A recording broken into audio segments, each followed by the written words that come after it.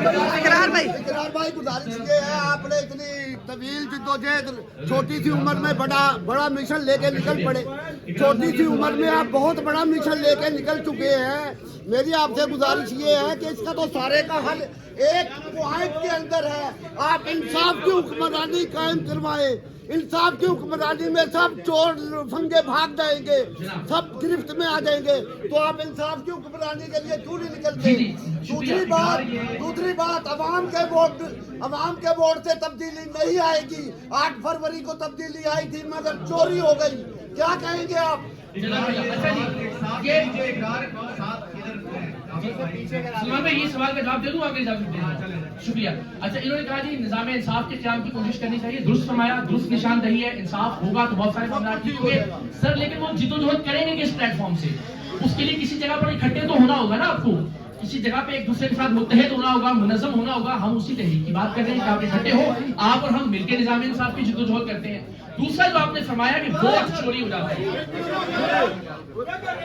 थोड़ा सा अच्छा, तो दूसरी बात आपने कही कि वोट ही चोरी हो जाता है, तो जिद्दोजहद का फायदा क्या है? सर, मेरी बड़ी सादा सी गुजारिश है कि अगर ये खदशा मौजूद हो कि मस्जिद जाने से आपकी जूती चोरी हो जाती है, तो मस्जिद जाना रोक नहीं दिया जाता, जिद्दोजहद जारी रखना होती है। और वोट चोरी रोकने का तरीका भी मैं आपसे अर्ज करता हूँ। आपको लगता है वोट चोरी खाली एस्टेब्लिशमेंट करती है? नहीं सर, फौजी डिक्टेटरों के साथ साथ मिलकर आपके ये सियासी डिक्टेटर भी वोट चोरी करते हैं।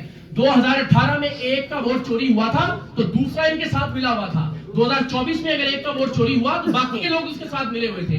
मैं आपसे ये कहता हूं कि बंदूक वालों से सामना करने की बजाय या उनसे लड़ाई के बढ़ के मारने की बजाय ज्यादा बेहतर है अपने उस घर के आदमी का गिरेबान पकड़े जो वारदात करने वालों के साथ मिला हुआ होता है, जो उनके साथ मिलके बार बार वोट चोरी करवाता है, जो माशाल्लाह लगने पर मिठाइयां तकसीम करवाता है। आप पहले जो आपके इख्तियार में नहीं, आप कहते नहीं उधर बढ़ के मारे, पहले जो आपके इख्तियार में अपने घर को ठीक करना, कि जो बार बार उनसे जाके मिलके उनको दावत देते हैं, अपना हाथ बांध के हाजिरी और लाइन में खड़े हुए होते हैं कि जनाब आए, हम तैयार हैं, हमें आप हुकूमत लेकर आए, वोट चोरी करवाएं हमारे साथ मिलकर। आप अपने घर को ठीक कीजिए।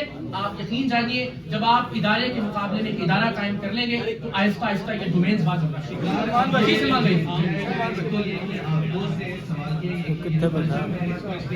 और क्या यही परचम आगे चल के पार्टी का परचम भी बनेगा? एक दूसरा कि आपने कहा कि सियासी बुत बना के उन्हें पूजा जाता है, जो तासुर है कि एक फैक्ट्री है जहाँ से बुत तराशे जाते हैं, क्या आज के बाद उस फैक्ट्री को ताला लग जाएगा? जी बिल्कुल। ये देखें, हम पहले सवाल पे आ जाते हैं। परचम हमने इसको लेट्स बी वेरी ऑनेस्ट, हमें ये लगता है कि ये टर्की के परचम से इंस्पायर्ड एक परचम है, जिसमें सुर्ख रंग का मतलब हम सब जानते हैं, चाहे वो करज है, चाहे वो जिद्दोजहद है, चाहे वो तब्दीली है, चाहे वो पैशन है, चाहे वो फायर है, और जो इसमें पीला रंग है वो यूथ की, वो होप की और वो उम्मीद की अलामत है। तो ये परचम इस तरह से, और हम इसमें समझते हैं कि जो चांद तारा है, ज़ाहिर इससे हमारी असास, हमारी बुनियाद, पाकिस्तान के परचम से इसकी मुमासलत, और हमारी, मैं समझता हूँ कि एक ऐसे पाकिस्तान की जरूरत है कि जो प्रोग्रेसिव भी हो और साथ ही साथ अपने अक़दार से जुड़ा हुआ भी हो, अपनी रिवायात से जुड़ा हुआ भी हो। तो मुझे लगता है कि ये परचम जो है उसकी बेहतरीन अक्कासी करता है। लेकिन मैं हुदर साहब एक मिनट, लेकिन ये पार्टी का परचम नहीं होगा लाजमी तौर पर। ये फैसला पार्टी के मुंतखब ओहदेदारान का होगा कि वो क्या नाम क्या परचम रखते हैं, वो उस वक्त ही तय किया जाएगा। दूसरी जो आपने बात पूछी, जो शख्सियात, यही तो प्रॉब्लम है बदकिस्मती से कि जो फैक्ट्री है इन सियासी आमरों को निकालने वाली, उस फैक्ट्री को आप और मैं धावा बोल के बंद नहीं कर सकते। आपके और मेरे इख्तियार में ये नहीं है कि बजोरे ताकत या बजोरे बाजू उसको बंद किया जा सके। हम एक आसान हल की तरफ के ट्विटर पर बैठ के गालियां देने से हमें लगता है कि निजाम तब्दील हो जाएगा। हमें लगता है कि सोशल मीडिया में बुरा भला कहेंगे इस निजाम को या उस फैक्ट्री को तो शायद वो फैक्ट्री बंद हो जाएगी। उसके लिए आपको निस्बतन एक तवील और सब्र आजमा जिद्दोजहद की जरूरत है, और वो यही है कि इदारे के मुकाबले में शख्सियात को लाने की बजाय हम इदारे के मुकाबले में एक इदारा कायम करने की कोशिश करें, निजाम के मुकाबले में एक निजाम लाने की कोशिश करें। जी गोदर साहब, एक तो बहुत मुबारक हो आप नए सफर के लिए। पाकिस्तान में तासुर ये है कि जुल्फिकार अली भुट्टो से लेकर नवाज शरीफ साहब तक जब लॉन्चिंग होती है तो वहीं से लॉन्चिंग होती है, जिसको हम एस्टैब्लिशमेंट कहते हैं। आपके बारे में भी तासुर ये है कि आपको भी शायद उसी तरह की लॉन्चिंग की गई है ताकि जो मुल्क के अंदर नौजवान तबका है वो जाहिर है कि क्लेम किया जाता है तहरीक इंसाफ की तरफ अट्रैक्टेड है, उसको डाइवर्ट करने के लिए, जिसकी एक मिसाल सोहेल अफरीदी को आपने अपनी पहली प्रेस कॉन्फ्रेंस के जिसमें आपने कहा कि गालिम गलोच खत्म करेंगे, आपने चापलूस करार दिया। पहला सवाल कि क्या ये भी एक वैसी ही लॉन्चिंग है जैसे माजी में एस्टैब्लिशमेंट की लॉन्चिंग की गई। दूसरा सवाल कि उसके साथ जुड़ा हुआ है कि ज़ाहिर इसके टारगेट आप नौजवान नजर आ रहे हैं, आप नौजवानों को अट्रैक्ट करना चाहते हैं। सुहेल आफरीदी, मरियम नवाज शरीफ, बिलावल जरदारी, इन सब नौजवानों के होते हुए लोग इकरारुल हसन की इस तहरीक की तरफ क्यों आए? आपका शुक्रिया। यहीं से आगाज कर लेते हैं। मैं ये समझता हूँ कि नौजवान अपनी काबिलियत की बुनियाद पर आगे आने चाहिए। लोगों को, नौजवानों को नामजदगी से आगे नहीं लाना चाहिए। मैं वही आपसे दरखास्त कर रहा हूँ कि हमारे पास ऐसा क्या मैकेनिज्म है कि जिसके जरिए हम गली मोहल्ले के किसी आम आदमी को, किसी मिडिल क्लास नौजवान को जिसमें कायदाना सलाहियत हो, उसको हम आगे लेकर आ सकते हैं। कोई तरीका कार नहीं है सिवाय इन 3 तरीकों के। या रिश्तेदार आगे आएगा, या ऐसा आदमी आएगा जो आपके अतराफ में रहे, हाथ बांध के जो मेरा लीडर और मेरा कायद करता रहे। चापलूस को गाली देने की बात मैं समझता हूँ कि नाइंसाफी है। वो आपकी एक सिन्फ है, आपका एक वस्फ है जिसको आप बयान कर सकते हैं। मैं समझता हूँ कि सुहेल आफरीदी साहब का एक वस्फ है। सुहेल साहब एक मिडिल क्लास नौजवान की, पढ़े लिखे नौजवान की अच्छी एग्जांपल है। लेकिन सर आप देखिए ना, इस सियासी डिक्टेटरशिप वाले निजाम ने उस आदमी को तब मौका दिया है कि जब आपको अपनी रिहाई की तहरीक चलाना है, जब आपको अपनी जिद्दोजहद या अपनी लड़ाई में किसी एक की गर्दन फंसानी है, तब आपने एक मिडिल क्लास नौजवान को मौका दिया। अब उस गरीब के पास ना सूबे में डिलीवर करने का मार्जिन है, ना वो लीडर को रिहा करवा सकता है। कभी वो उधर भागता है, कभी वो स्ट्रीट मूवमेंट के लिए बाहर निकलता है। तो आपने एक मिडिल क्लास नौजवान को लाकर एक ऐसी सिचुएशन में फंसा दिया। एक निजाम बनाने की जरूरत है कि किसी की नामजदगी की बजाय सुहेल आफरीदी साहब जैसे लोग, रिश्तेदारी की बजाय भुट्टो बिलावल साहब जैसे लोग तवातुर के साथ जमहूरियत, मेरिट और शफाफियत के जरिए आ गया है, नामजदगी की बुनियाद पर नहीं, रिश्तेदारी और वफादारी की बुनियाद पर। और एक मैं आपके पास आता हूँ, कोई शेख साहब आप पूछ रहे थे। मैं इस रंग को देखने के बाद मुझे कुछ तारीख याद आ रही है। यानी 1950 के करीब इसी रंग को लेके कुछ आप जैसे ही मिडिल क्लास वाले उठे थे और उनका कुछ अंजाम हुआ था। पहले तो ये बताइए कि जो एलिमेंट है मजहब का, वो जेन जी को कोई इतना ज्यादा अट्रैक्ट नहीं करता। वो कितना एक ज्यादा आपकी सियासी पार्टी में मजहबी एलिमेंट होगा। और दूसरी चीज ये है कि पाकिस्तान में आज लेफ्ट की सियासत खत्म हो चुकी है। जितनी भी पार्टीज हैं, या मॉडर्न राइटिस्ट पार्टी है या राइटिस्ट पार्टी है, तो हम ये कह सकते हैं कि जो कैपिटलिस्ट सिस्टम में जमहूरियत का बरकरार रहना है, तो उसमें हमारा वैक्यूम होगा ये लेफ्ट आर्म। अच्छा, ये मुझे ना वो आपका ना असल सवाल तो बाद में याद आया गुंडल साहब, इस्टेब्लिशमेंट की लॉन्चिंग कि हम इस्टेब्लिशमेंट की। देखिए, इस्टेब्लिशमेंट ने जब भी लॉन्च किया ना, तो बतौर ओहदेदार किसी को लॉन्च किया। कोई भी जब आया तो वो उम्मीदवार था ओहदे का या वज़ीर आज़म का। मैं ये कहता हूँ जो ये इल्जाम लगाते हैं कि इकरारुल हसन को इस्टेब्लिशमेंट ला रही है, वो बड़ी कोई नालायक इस्टेब्लिशमेंट होगी जो एक ऐसे आदमी को ला रही है जो हलफ दे रहा है कि मैं जिंदगी में कभी कोई ओहदा या फैसले का कोई इख्तियार अपने पास नहीं रखूंगा। तो सवाल ये है कि मुझे लॉन्च करके, एक ऐसे आदमी को लॉन्च करके जो कोई ओहदा अपने पास नहीं रखना चाहता, जो ये आपको यकीन दिला रहा है कि वो किसी तरह का कोई मनसब या फैसले का इख्तियार अपने पास नहीं रखेगा, तो इस्टेब्लिशमेंट मुझसे लॉन्च करके करवाएगी क्या? ये मेरा सवाल है। तो मैं समझता हूँ कि आज तक जितनी एग्जांपल्स थी वो हमसे इसलिए मुमासलत नहीं रखती कि वो लोग पहले दिन से पार्टी चेयरमैन थे और वज़ीर आज़म के ओहदे के उम्मीदवार थे, इमरान खान साहब समेत, भुट्टो साहब समेत। हम एक नई बात कर रहे हैं पाकिस्तान में कि मेरे पास कोई ओहदा नहीं होगा और ओहदे जो है पाकिस्तान के आम लोगों के पास। सॉरी जी, मैंने बहुत, ये परचम ही आपके सवाल का जवाब है कि मैं ये समझता हूँ कि टर्की हमारे लिए एक अच्छा एग्जाम्पल है कि जहां आप दुनिया के कदम से कदम मिला के भी चल रहे हैं और अपनी अक़दार, अपनी रिवायात, अपने मजहब को भी नहीं छोड़ा आपने। तो आपको एक ऐसे मुआशरे की जरूरत है कि जहां आप दुनिया के साथ भी चले, जो प्रोग्रेसिव भी हो और साथ ही साथ अपनी रिवायात, अपनी रूट्स, अपनी जड़ों से भी जुड़े हुए। कॉन्फ्रेंस में बात की कि इस जमात में कभी भी पैराशूटर्स नहीं आएंगे या इस जमात रियलिज्म की तरफ जाएगी। उसके दौरान आप एक थिंक टैंक की बात कर रहे हैं। क्या ये थिंक टैंक उन्हीं इलेक्टेबल्स की राहें हमवार करने के लिए नहीं है? दूसरी बात मैं पूछना चाहूंगा कि क्या रजिस्ट्रेशन के अमल के बाद ये जमात बगैर तफरीक के तमाम सियासी पार्टियों के जमहूरी हकूक के लिए बात करेगी, जिसमें सियासी बेगुनाह कैदियों की बात है, इमरान खान साहब की रहाई की बात है, या इसके अलावा जो डेमोक्रेटिक रूल्स के खिलाफ बातें हो रही हैं, आइन की बेईमानी के खिलाफ बात हो रही है, उस पर बात करेगी? आपसे बात करता हूं। देखिए, सबसे अहम बात यह है, ये फैसला कि आज से 3-4 साल 2 साल बाद ये जमात बन जाएगी तो वो किसकी रिहाई की बात करेगी और किसकी रिहाई की बात नहीं करेगी, फैसला आप नौजवानों का होगा। मैं आज अपना मतमय नजर, अपना माफी ज़मीर आपके सामने रख देता हूं। मैं पूरी दयानतदारी से समझता हूं कि पाकिस्तान में सियासी इंतकाम का, सियासी चपकलिशों का, सियासी कैदियों का इस सिलसिले का इख्तिताम होना चाहिए। میں یہ سمجھتا ہوں کل بے نظیر صاحبہ کے ساتھ یہ ہوا تب بھی غلط ہوا تھا، نواز شریف صاحب اور مریم نواز صاحبہ کے خلاف جب یہ کچھ ہوا سیاسی انتقام تب بھی غلط ہوا تھا، آج عمران خان صاحب کو سیاسی انتقام کا نشانہ بنایا جا رہا ہے اور وہ سیاسی قیدی ہیں، میں سمجھتا ہوں آج بھی یہ غلط ہے۔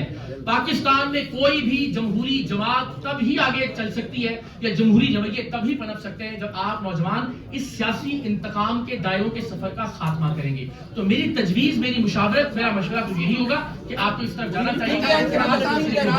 اور دوسرا رجسٹریشن کا ایک طریقہ کار، آپ سب کے توسط سے ہم چاہتے ہیں کہ آپ سب یہ پیغام ضرور پہنچائیں کہ جو بھی اس تحریک کا حصہ بننا چاہتے ہیں وہ www.awamraj.pk AWAAMRAAJ.pk پر جائیں، رجسٹر کریں خود کو۔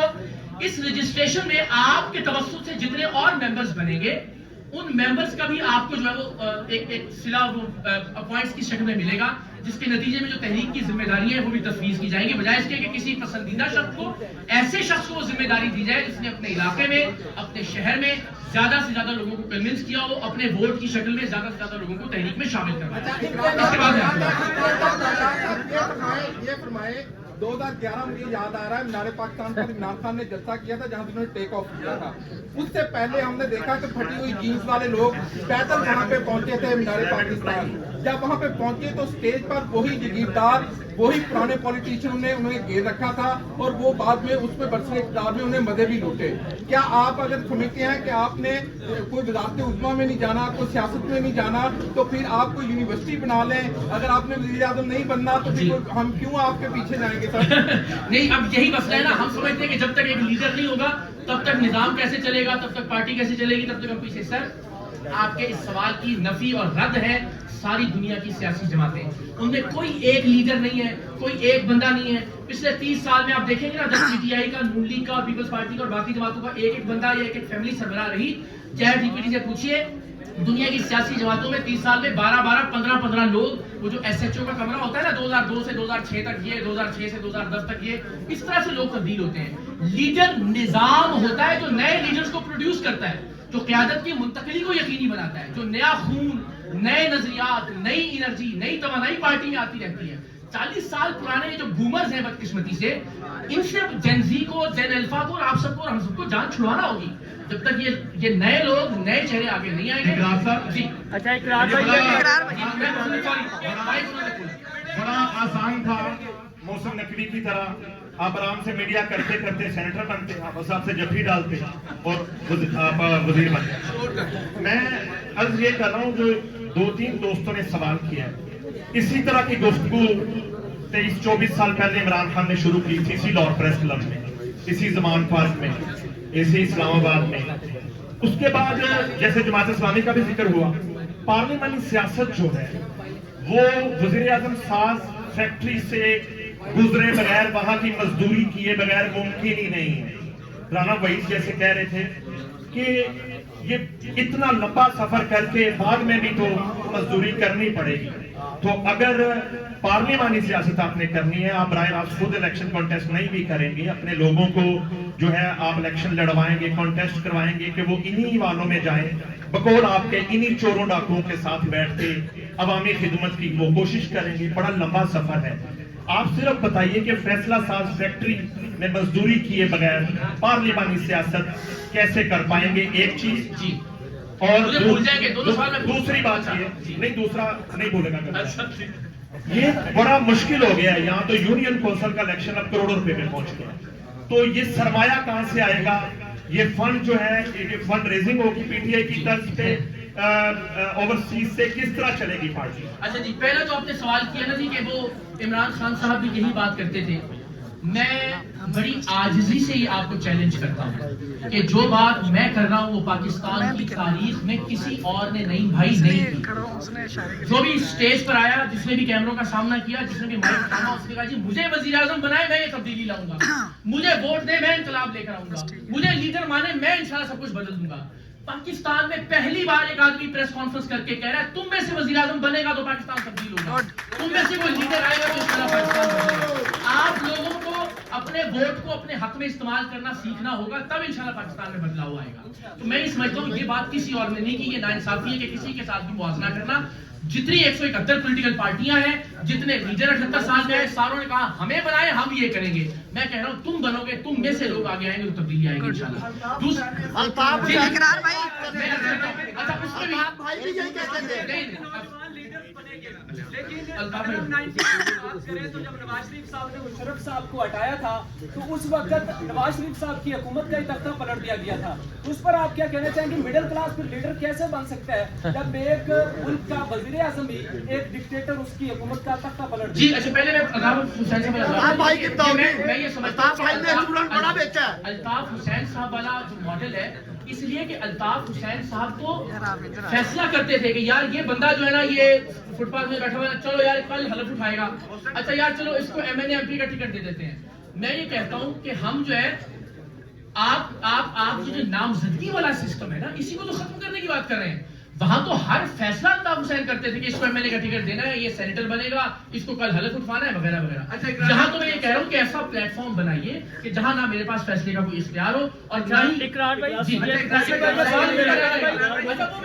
آپ کے سوال کا جواب میں نے دے دیا. جب اس ملک میں ماشاء اللہ لگا نا حضور, اس وقت بے نظیر صاحبہ نے اس کی حمایت میں ویڈیو بیان دیا. اس وقت عمران خان صاحب نے اس ڈکٹیٹر مشرف کے حق میں ووٹ دیا 5 سال پریزیڈنٹ بننے کے لیے. تو میں یہ کہہ رہا ہوں کہ جو سیاسی ڈکٹیٹروں کا آپس کا دائروں کا سفر ہے نا, اس کو ختم کیجیے. وہ خود بخود اقرار بھائی میرا ایک کوشچن ہے سر. اقرار بھائی سر عمران خان پر آپ تنقید تو کرتے ہیں, سر عمران خان پر آپ تنقید تو کرتے. اچھا اقرار بھائی مجھے یہ بتائیے گا, آپ نے جو تقریر کی مجھے ٹین ایجر بہاری ایڈیٹوریم جی سی یونیورسٹی کا اقرار الحق یاد آ گیا. آپ نے بالکل ایک وہ بنیاد رکھی. نعیم بھائی نے سوال کیا, اب ہمارے میرے پیچھے سے میں نے دینا ہے تھوڑا سا ذرا عمر پلیز. اقرار بھائی اقرار بھائی پوری دنیا کے اگر ہم ماڈلز کو دیکھیں تو چائنا ماڈل نظر آ رہا ہے, سعودیہ ماڈل, طیب اردگان کی آپ نے بات کی, پوری دنیا اس ماڈل پر جا رہی ہے. اگر پاکستان کا یہ ہم 10 مئی کے بعد کا سارا ماحول دیکھیں تو ہمیں وہی جھلک نظام میں دکھ رہی ہے. تو آپ 180 ڈگری اینگل سے کیوں مختلف سوچ رہے ہیں؟ پاکستان کے عوام کو روٹی, کپڑا اور مکان وہاں پر کھڑا ہے وہی چاہیے, تو کیوں نہیں ہم کسی ایک شخص کی بیعت کر کے اسے 30 سال کا نظام سونپ دیتے؟ تو آپ ہی آ جائیں, آپ کیوں نہیں لیڈ کر رہے ہیں؟ بالکل نہیں, میں سمجھتا ہوں ایک تو میرے لیڈ کرنے کا مطلب پھر وہی ہوگا نا کہ جناب ایک اور شخصیت کا پلیٹ فارم, ایک اور آدمی کی پارٹی بن گئی. تو میں چاہتا ہوں کہ شخصیت پرستی سے اور بھروسے سے ہم نکلیں. دوسرا جو آپ نے بات کی کہ بہت سارے نظام, میری دانش میں غلط ہو سکتا ہوں, میں ہمیشہ کہتا ہوں میں حرف آخر نہیں ہوں. جو میں نے سوچا, جو میرا سوچ بچار ہے میں آپ کے سامنے رکھ رہا ہوں کہ اس وقت فی زمانہ اپنی تمام تر خامیوں اور خرابیوں کے باوجود جمہوریت سے بہتر نظام ہمیں کہیں ڈیلیور کرتا ہوا زیادہ دکھائی نہیں دیتا. اگر آپ ریشو کے اعتبار سے دیکھیں تو مجھے لگتا ہے کہ جمہوریت میں جانا چاہیے. سر بلال صاحب آپ سارے آگے آئیں, اکٹھے ہوں, اکثریت رائے سے جو فیصلہ آپ کریں وہ کر لیجیے گا جمہوریت کے مطابق. جو نظام آپ کو چاہیے بولے کہ چل جائیے. اقرار بھائی اب اقرار بھائی اب عمران خان پر تو تنقید تو کرتے ہیں. عمران خان پر سر آپ نے یہ بات کی ہے کہ سہیل افریدی کبھی کراچی جا رہے ہیں, کبھی لاہور جا رہے ہیں, وہ گھوم رہے ہیں. نہیں گھوم نہیں رہے, آپ نے یہ کہا کبھی ادھر جا رہے ہیں, کبھی ادھر جا رہے ہیں, کبھی ادھر جا رہے ہیں. تو وہ سی ایم ہے, اگر کسی بھی سی ایم کا عوام کے درمیان جانا, اس میں کیا اچھی بات ہے. دوسرا آپ نے بات کیا کہ اس کا جو نیریٹو ہے یا پھر اس کا جو کام ہے صرف تصویر کے اوپر ٹاکی مارنا ہے. اس کا تجربہ آپ سے زیادہ ہے, وہ 10 سال سے سیاست کر رہا ہے اور مڈل کلاس سے وہ آیا ہے. تو اس میں کیا غلط بات ہے اگر ایک بندہ مڈل کلاس سے؟ دوسرا ایک اور لاسٹ کوشچن لے لیں, آپ یہ بات کر رہے ہیں کہ سیاسی مداخلت نہیں ہونی چاہیے. آج اس پلیٹ فارم سے جو لوگ اس وقت سیاست کے اندر مداخلت کر رہے ہیں تو کسی ایک بندے کا جو اسٹیبلشمنٹ سے تعلق رکھتا ہے آپ نام لے لیں. اچھا جی, آپ یہ کہہ رہے ہیں کسی ایک بندے کا نام لے لیں, یہی تو پرابلم ہے. عمران خان صاحب بھی کہتے ہیں مجھے تو صرف جنرل عاصم منیر سے مسئلہ ہے. اور بھائی آپ ایک بندے کا جب تک نام لیتے رہیں گے یا ایک انڈیویجول کو پرابلم سمجھتے رہیں گے, مسئلہ وہی کا وہی رہے گا. آپ بندوں کی لڑائی بندوں کے مقابلے میں لڑتے ہیں. میں کہہ رہا ہوں پورے نظام کی لڑائی لڑیے. آپ نظام کے مقابلے میں نظام لانے کی کوشش کیجیے. تو انڈیویجول کو اس کا مطلب ہے, خان صاحب جب ایک بندے کا نام لیتے ہیں تو ان کو سسٹم سے مسئلہ نہیں ہے, उस बंदे से मसला है जो उनको कुर्सी में नहीं आने देगा, और वो ठीक था जो उनको कुर्सी के ऊपर ले आया था। और बंदों के मुकाबले में मरियम नवाज का नाम भी आप शायद मौजूद नहीं थे। अभी हमारे पीटीआई के दोस्त थे ना, उनके कानों में प्रॉब्लम ही हो गया कि उनको सिर्फ इमरान खान की बात समझ में आती है, सुहेल अफरीदी साहब की। ये सारे गवाह हैं।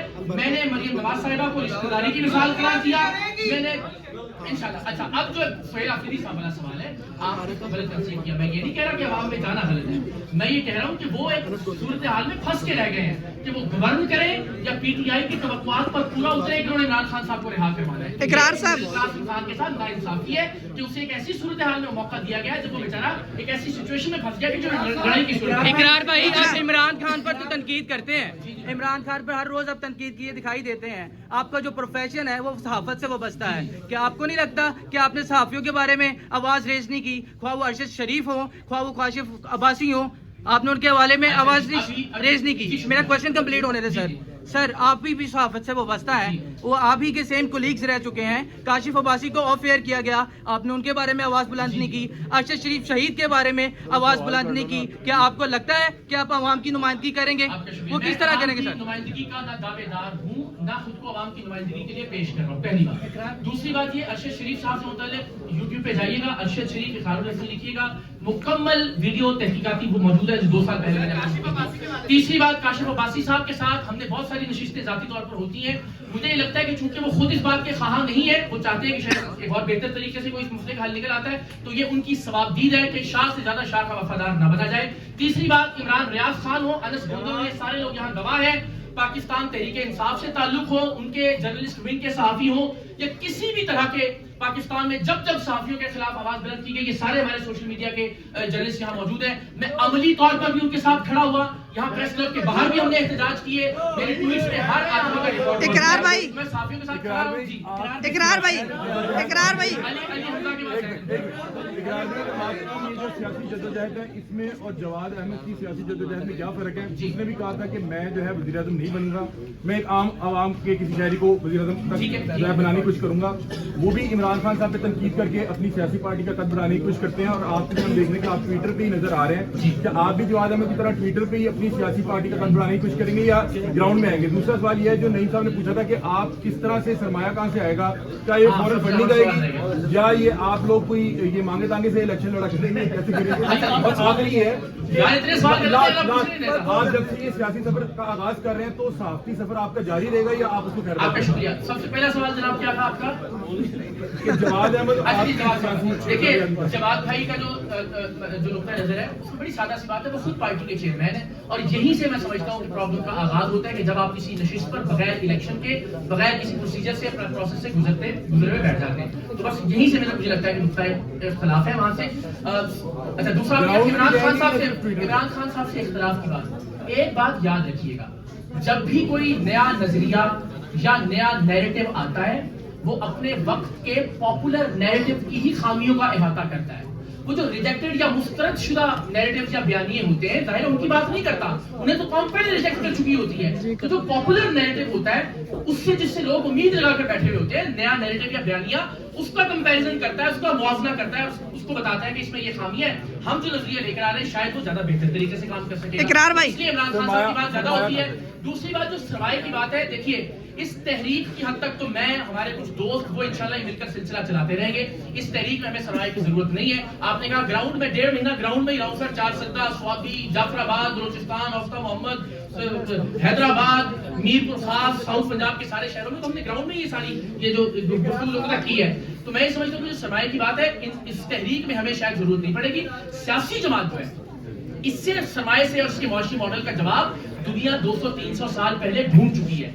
उनके मुख्तलिफ जो फंड्स इकट्ठे करने के तरीके मौजूद हैं, किस तरह वो अपने मिडिल क्लास लोगों को सपोर्ट करते हैं इलेक्शन लड़ने के लिए, तो सारा मॉडल मौजूद है। वो किसी दिन हम आप इंटरव्यू रखें। बर्तानिया में कैंडिडेट सपोर्ट प्रोग्राम है, कनाडा में पॉलिटिकल रिबेट प्रोग्राम है, जर्मनी में वोट शेयर की बुनियाद पर पॉलिटिकल पार्टियों को ग्रांट दी जाती है ताकि वो अपने मिडिल क्लास लोगों को सपोर्ट करें इलेक्शन लड़ने में। तो ये सवालों के जवाब सारी दुनिया के पास मौजूद है। हम कोई नई बात नहीं कर रहे, हम ये कह रहे हैं दुनिया भर में जो हो रहा है उसको आप कस्टमाइज करके अपने हालात व वाक़यात के मुताबिक यहाँ इकरार सर, इकरार इकरार भाई इधर देखिए, جی اقرار بھائی سب سے پہلے تو یہ بتائیے گا کہ ہم نے دیکھا کہ ہمارے معاشرے میں ایک المیہ پایا جا رہا ہے کہ جو سچ بولتا ہے اس کو گرفتار کر لیا جاتا ہے، مقدمات کا سامنا کرنا پڑتا ہے.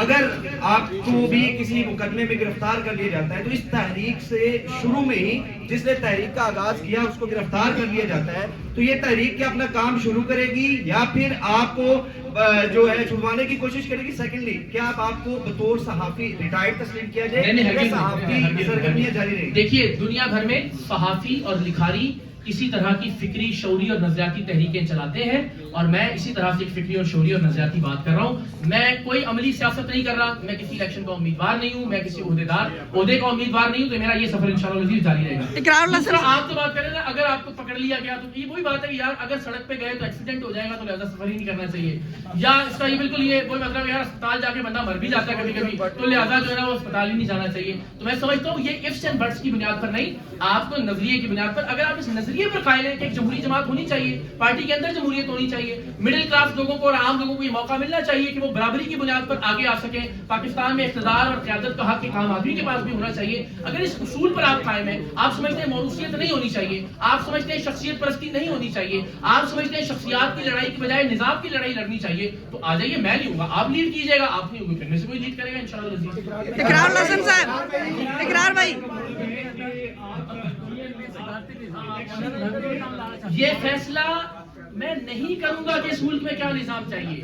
یہ فیصلہ میں اگر آج کرتا ہوں تو اس کا مطلب ہے میں ابھی سے اپنا جو ضمیر ہے، جو اپنا نقطہ نظر ہے وہ نافذ کر رہا ہوں یا مسلط کر رہا ہوں. یہ فیصلہ آپ لوگ کریں گے جب اس پلیٹ فارم پر اکٹھے ہوتے ہیں. اقرار صاحب، اقرار صاحب، اقرار صاحب، اقرار صاحب، اقرار صاحب، اقرار چاہتا ہوں کہ صاف چھپتے بھی نہیں، سامنے آتے بھی نہیں. یہ جو عوام راج والا نعرہ آپ دے رہے ہیں یا پارٹی کا نام دے رہے ہیں یا راج کرے گی خلق خدا، یہ سارے جو پچھلے ماضی میں لیفٹ کی جماعتیں اپنا چکی ہیں وہ کامیاب نہیں ہوئی، جبکہ آپ اگر عملی طور پہ سامنے اس کو لے کے نہیں آئیں گے، وہ ناکام جماعتیں ہیں، چند لوگوں کی جماعتیں ہیں، انہوں نے کوئی تبدیلی نہیں لے کے آ سکے. اس وجہ سے آپ کیسے اس پہ تبدیلی لے کے آئیں گے جبکہ آپ تو سامنے بھی نہیں آ رہے اور چھپ بھی نہیں رہے؟ ہم تو لیفٹ کی بات ہی نہیں کر رہے، میں تو آپ سے اعتدال اور توازن کی بات کر رہا ہوں.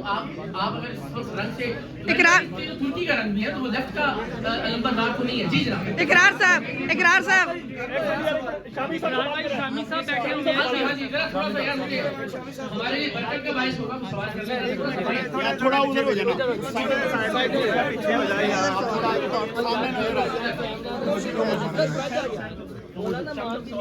اقرار صاحب، آپ کی گفتگو ماشاءاللہ بہت دل خوشکن تھی. اللہ تعالیٰ آپ کو کامیاب کرے. اور میرا یہ آپ نے کوئی ٹائم لائن آپ دیں گے، یعنی کوئی آپ کا کیا نظام الاوقات کیا ہوگا، کتنا عرصہ آپ یہ کمپین چلائیں گے، پھر کتنا عرصہ اس کے بعد کوئی الیکشن ہوں گے، پھر لوگ اکٹھے ہوں گے، یعنی اس کا کوئی اگر آپ اس کا کوئی وقت کا تعین بھی کر دیں تو مناسب بات ہوگی. اور پھر دوسری بات یہ کہ کوئی بنیادی نکات جو ہیں جس طرف آپ لوگوں کو دعوت دے رہے ہیں کوئی تھوڑا ان کا تعین بھی ہو جانا چاہیے. اور پھر آپ کی اپنی جو شخصیت ہے، آپ نے کہا کہ بھئی میں تو کوئی عہدہ دار نہیں ہوں گا یا میں کوئی منصب نہیں لوں گا، تو اب یہ بھی کوئی پابندی جو ہے کوئی ناروا معلوم ہوتی ہے. جب لوگ فیصلہ کریں گے تو ان بھی چھوڑ دیں، مگر آپ کی اس وقت تو آپ کی حیثیت جو ہے ایک دائی کی ہے اور وہ رہے گی. یہ ذرا وضاحت فرمائیں. اور کتنا عرصہ لگے گا، سب سے پہلے کتنا عرصہ لگے گا کہ شامی صاحب نواز شریف اور زرداری کی طرح آپ پر بھی کالم لکھ کر اچھا میں تو سب بہت بنیادی سوال بہت پہلے جی ہم نے جو ہے جی انشاءاللہ 3 مہینے کا یہ ٹارگٹ رکھا ہے کہ جو رجسٹریشن کا پروسیس ہوگا اس کے بعد اس تحریک کی ذمہ داریاں ہم 3 مہینے بعد ان پوائنٹس کی بنیاد پر کہ کس شخص نے کو ہمیں پورا آرٹیفیشل انٹیلیجنس بیسڈ ایک سسٹم لے کر آ رہے ہیں انشاءاللہ کہ جس میں ہر شخص کی جو کارکردگی ہے تحریک کے اندر بھی یہاں پر بھی جو ذمہ داریاں جو عہدے تفویض کیے جائیں اسی بنیاد پر. اور انشاءاللہ میں گزارش یہ کرتا ہوں کہ اگر میں آج یہ فیصلہ کر لوں کہ ہم 6 مہینے میں کریں گے یا 8 مہینے میں، مجھے لگتا ہے کہ یہ سالوں میں نہیں ہوگا یہ معاملہ. یہ میں وضاحت اور گارنٹی آپ کو ضرور کر سکتا ہوں، لیکن ظاہر کتنے لوگ رجسٹر ہو رہے ہیں اور ان رجسٹریشن کی بنیاد پر کیا یہ مناسب ہے کہ الیکشنز جو انٹرنل الیکشنز ان کا آغاز کیا جائے.